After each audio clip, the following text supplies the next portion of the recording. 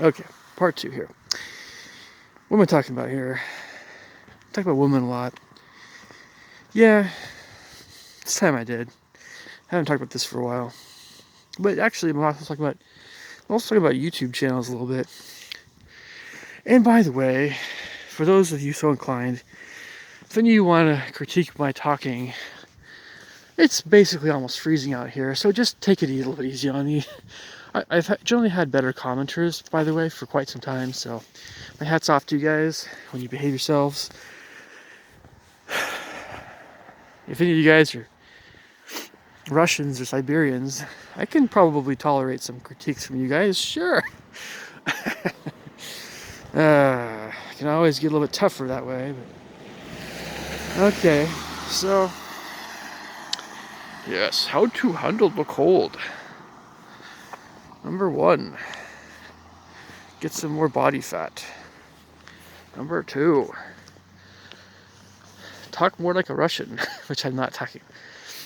I can try to do a Russian accent, by the way. I'm just not all that good at it. It would be fun to develop more Russian accent. That would be cool. That would be cool.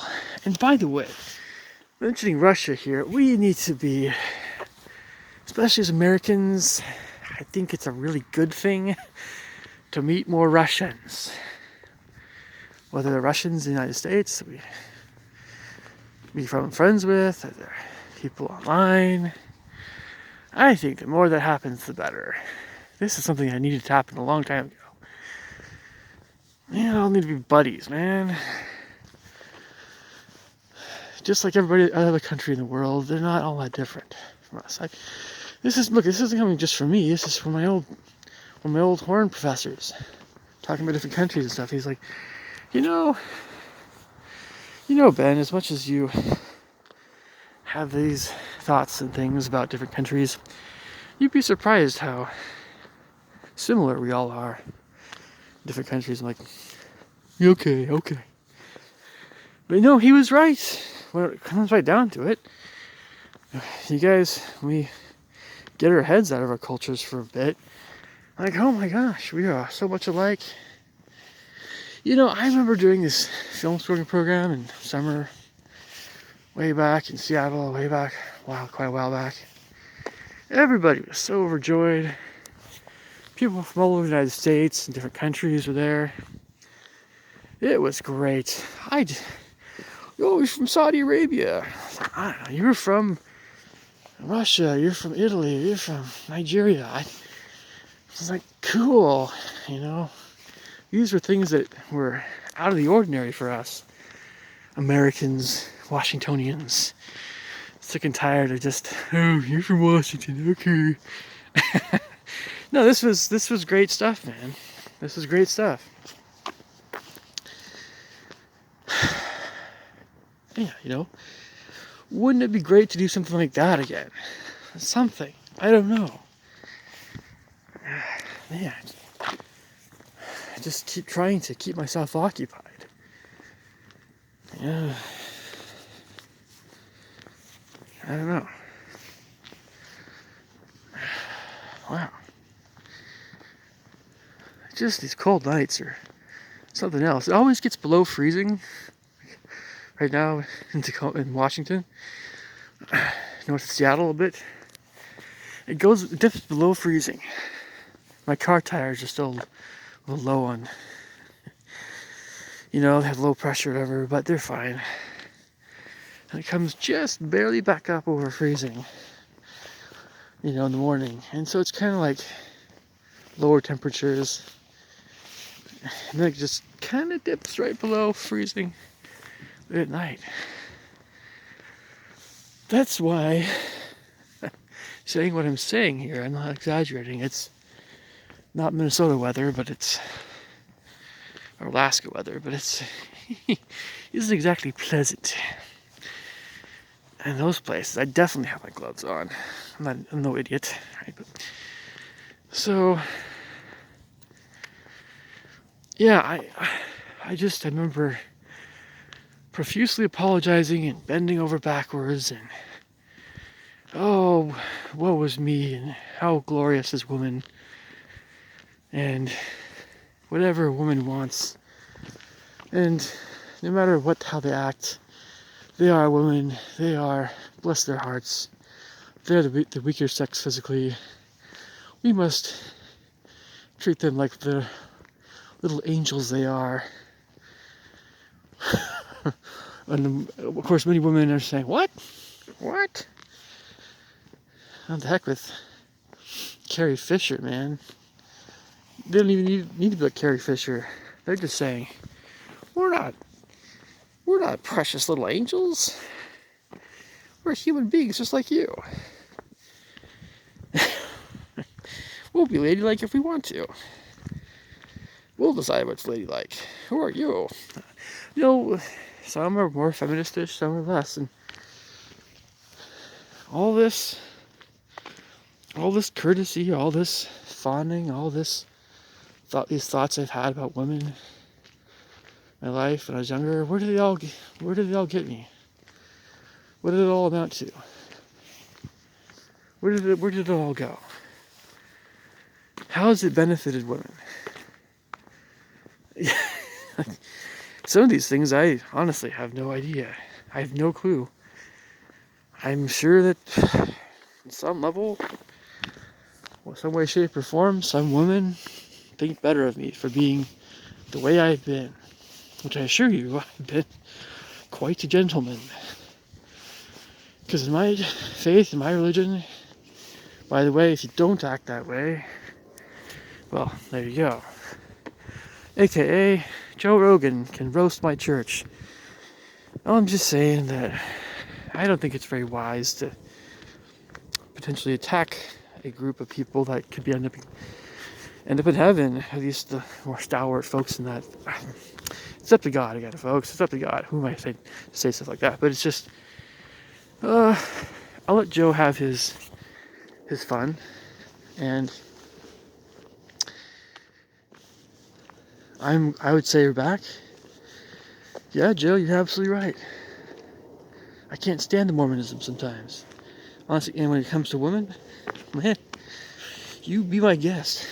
You can make as much fun of all these silly attitudes as you want to, because I am not defending. And I say many women. I know women that should be defended. I don't think Joe would want to attack women that are otherwise very awesome women. But I'm not, I have no more, I cannot act like a pro-Utah prick, you know, if you get my meaning here.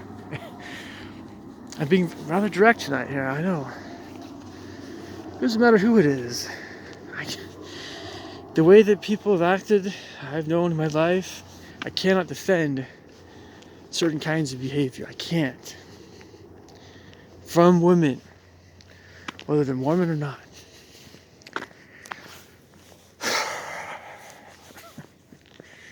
If they want to act like a bunch of cretins, and they want to treat guys like crap, they cannot expect to be defended.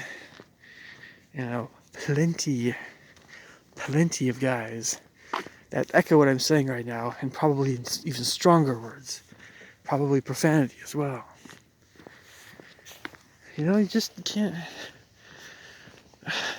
I never thought when I was a little boy, I never thought in my wildest dreams, my wildest nightmares, I never thought that women would act like that. I always thought that women, you know, let me go a different tangent here. I used to think, as a boy, you know, I used to think, when I was 9 or 10, 11, preteen years, 12, I used to think some women were great, and I was a little bit nervous around girls that were particularly nice and pretty. Even before puberty hit, I was a little bit in awe of some girls. Some of my relatives also, I was very much looked up to them, or very much was, wow, you know. Me as a little boy, I thought very highly of women in general. I still kind of do. You know, it just depends on what kind of person they are. I've gotten away from this. You know, there is a bubble, because a cultural bubble in my church. I'm not saying it's bad. I'm just saying when you grow up as a member of the Church of Jesus Christ of Latter-day Saints, in certain places in the world, especially Utah, but you know, even if it's like if you get these culture shocks, my entire life was a culture shock, going from church to school and back to church again. Every single day it happened. I just got used to it. I'm like, church, school, home, whatever, you know, rinse and repeat. One place literally felt like hell sometimes. Another place, different kind of hell. Another place, just fine. Guess what the just fine place was? My home. And only wanted my friends to come over. And all I expected from my friends was if they were kind kids that we had some things in common. That was it. You were nice to me, we had some things in common. I never asked my friends all these deep, searching, moral questions about their sexuality. I never asked them that stuff. All that stuff is my religion. The topic of sex is so adult-oriented. Teen adult, man. It's never been on the forefront of my mind. I don't think about that stuff about people. I just, you know, I'm often pushing that stuff away. Why dwell on it? There's only a few reasons why you should ever think about that stuff. Anyway, without getting into all that stuff. So I thought of women a certain way as a preteen boy. And I think that way of thinking about women was actually pretty healthy. And I can't tell you how many times I was let down in real life by people my age, and more especially people my age. Because I guess, unbeknownst to me, as it always is, there's so many things that you're expected to do as part of one's job as a teacher or in many other fields of work.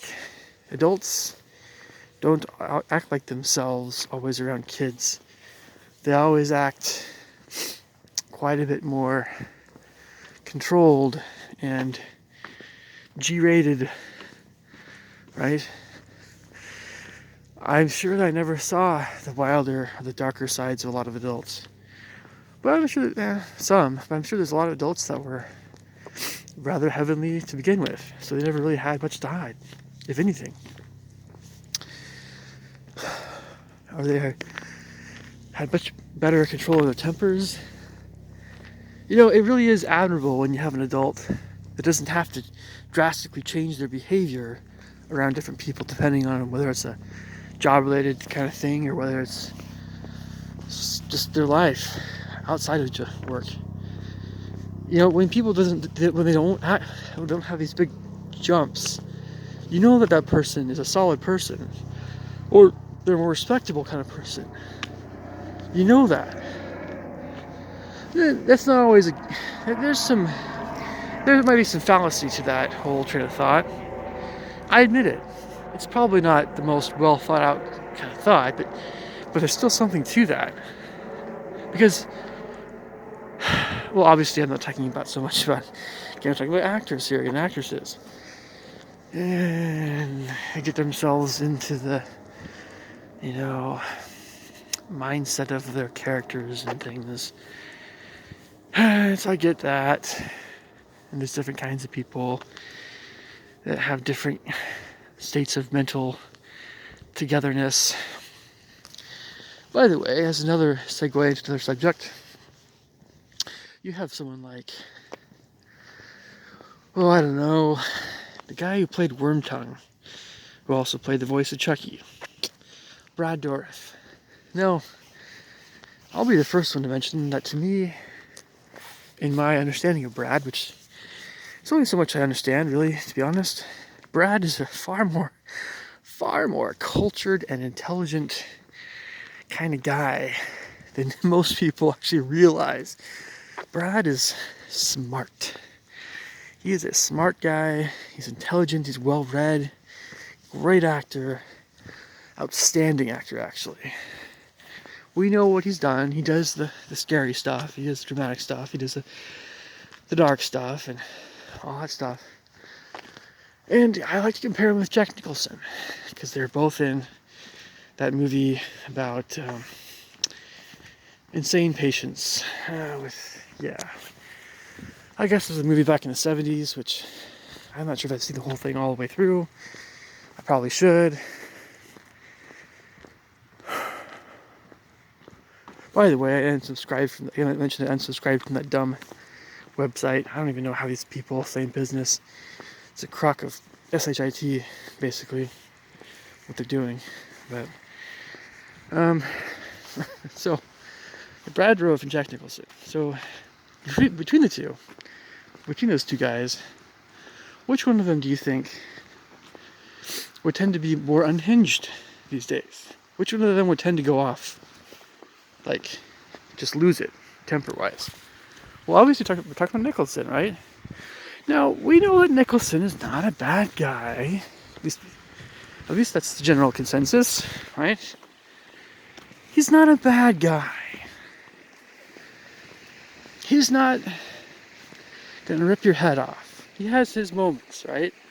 He's an old man. He wants to be younger again. Middle-aged, whatever.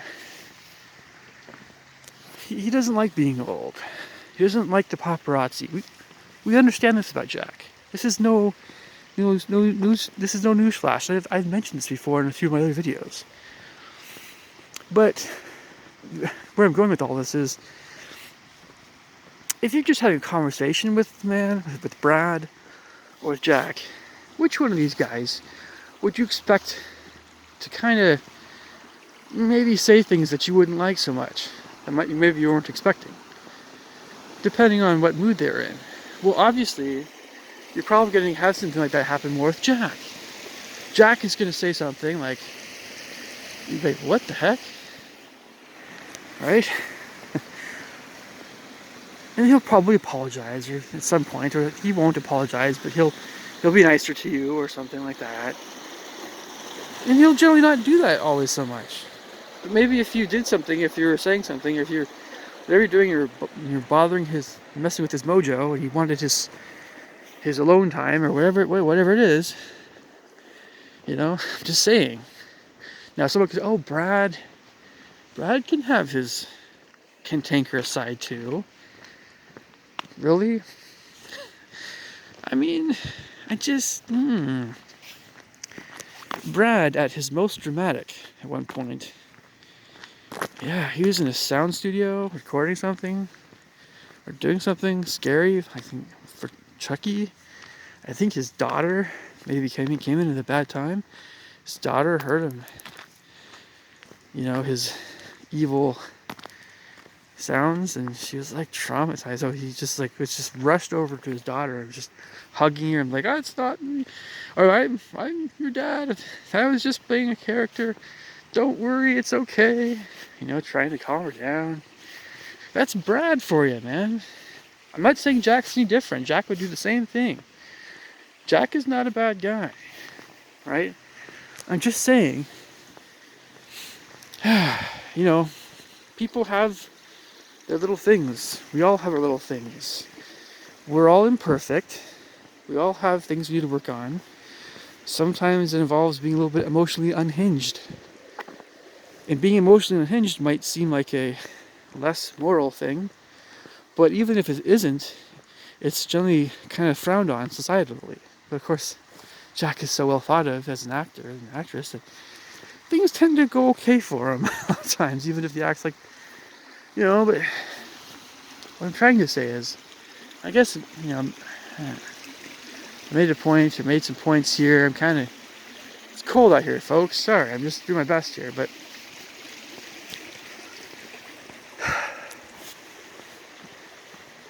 like, you get to a point in life where I don't know, you just, as you live life, you kind of, it's like, you're not fooled as easily anymore. You just don't buy things like you used to. You can't pull the wool over my eyes as easily, right? That ought to happen as one gets older, depending on how one is in terms of their natural whatever. You can't. You you might be able to fool me, but the older I get, the less likely that's going to happen. You know, depends on the person, right? It depends on the person. If you told me when I was a little boy that Christopher Reeve was a liberal, and Robert Redford, natural, was a liberal, and that they were not these family men, or they weren't the Republican version of the family men, the Boy Scout leader, Norman Rockwell's Boy Scout leader type guy. Oh no, because they were liberal, and they, you know, Greenpeace, and isn't that so evil? And rights for the American Indians, or minorities, and all the things the Democrats have always said that they've only given lip service to. But Bradford and Christopher Reeve, they bought it. They believed in it. They believed Kennedy. But if you told me all this stuff when I was a little boy, like, what's a Democrat? Like, here I am, 7-year-old boy. What's a Democrat? I finally, I guess, learned the difference when I was somewhere in elementary school, on some level. It's pretty rudimentary, and then got my teens like, okay, I get it, a little bit more. But I've been like, would I have been crushed? Would I have been crushed to learn that my boyhood idol, one of them, Superman, the actor who played Superman, was a Democrat, and that albeit a pretty far left one? What does that even mean anymore? Things have changed so much. The more political somebody is at the national level, the more I don't know. It's a very unpleasant business. I don't want to be associated with national politics. I just don't. Scummy people seem to. You have exceptions. Think of what you want about Mitt Romney. I've always thought the best of him, but by and large, no. Just no. Don't like Biden. Didn't really care for Trump. Just on and on and on. Hate Bill Clinton. Shouldn't hate people, but no, I don't care for the man. Are you kidding me? No. I'll be civil to George W. Bush, but I'm going to be asking about Skull Bones, man. He's not getting away that easily. So, how was Yale? Did you have your grades kind of doctored a little bit there, George W.? Hey, I'm a conservative, and why would I be saying this stuff? Oh, because I just happened to hear about all these crazy rumors I have never been able to fully make sense of. I have never been able to prove or disprove, so I'm just like, it's probably true. Yep, it's true. Oh, it's hokey, isn't it? All this crazy stuff they do. That movie with Paul Walker. Oh, man, skulls. It's just for Hollywood, right? Yeah. Anyway, getting back to actors and actresses and adults and their behaviors and how we see them as little kids and all this stuff. Well, it just means that on some level, you would think, well, life is less fun, right? It's less enjoyable. You see more of the unpleasantness in life. You see the double talk. You see the hypocrisy as adults. You see people aren't always all that amazing. They're just people. They make mistakes. They act like scumbags. Someone cuts in front of them. Or they lose their temper. Right? They don't always act like the models of society that they try to be around little kids, more or less. You wonder, as an adult, if all these other adults, when you were kids, if they were always indeed the way that they presented themselves at school, or at church, or at the store, or whenever you saw them in any other place. But it's unhealthy thinking about hypocrisy. As much as you might say, well, it's the truth. People are hypocrites. Oh, there's no getting away from it. It's just not a healthy way of thinking about it. And by the way, this is why I try not to be so down in the dumps about women. It's not a healthy thing either. But there's no getting away from some of that, at least. You know how you've been treated by women, or all these other things, you experienced all these other things about that whole dimension of life. And,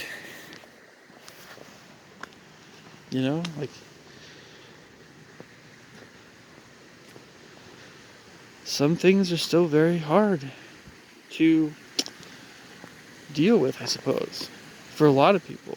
Like, what do you do if you think so highly of a girl, but you're just not as attracted to them physically, but you just love how they are? I mean, there's just no easy answer sometimes. There's just no easy answers. I have no easy answers to give. Do you marry him? Do you end up marrying you and then you get divorced because you just don't find him as physically attractive? God, that one's going to haunt me most of the rest of my days. I don't know if I'll ever have a solution to that one. Everybody's a little different that way, I guess. It's a tough one. It's a tough one. Yeah. And then, if there's anything I detest, it's when anyone makes light of a subject matter that it actually is very difficult and deep and hard. I cannot stand that. I've never been able to stand that. And maybe it isn't always making light of something. Maybe it's just avoiding a subject somewhat. Because maybe another adult is just not sure about it themselves. So they don't always like to be in that position of, I don't know. This is me when I've gotten to a certain age in my teens. Ask a really deep question to my parents. What's the answer? What's the response? It's often, man, I just don't know. And my dad is one of the wisest men I know. That's the way I am, folks. I don't always ask the easy questions. Should have been a philosopher, right? I became a musician instead. Let's let Jordan Peterson be the philosopher and I'll be the musician. How's that?